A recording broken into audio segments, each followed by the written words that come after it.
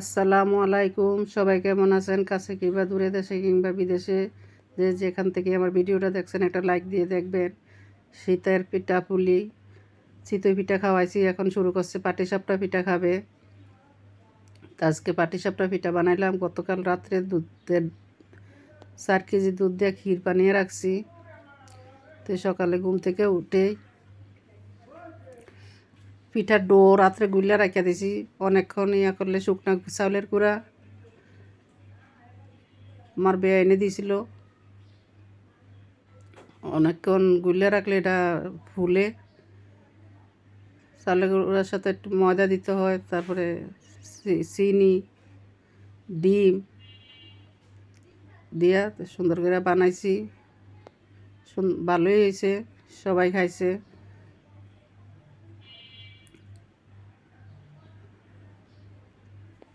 এদিকে সকালে একটা বিদ্যায়, আজ শুক্রবার, জামাইয়ের অফিস খোলা।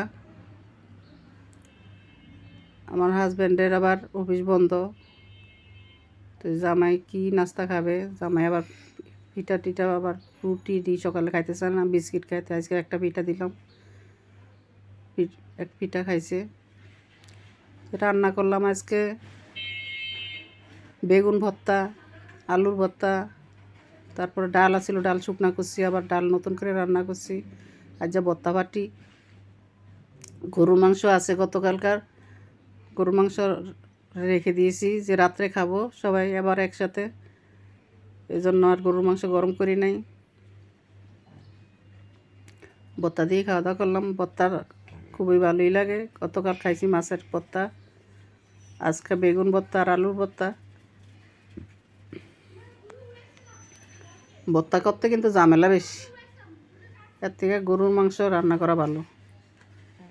আসসালামু আলাইকুম, সবাই ভালো থাকবেন।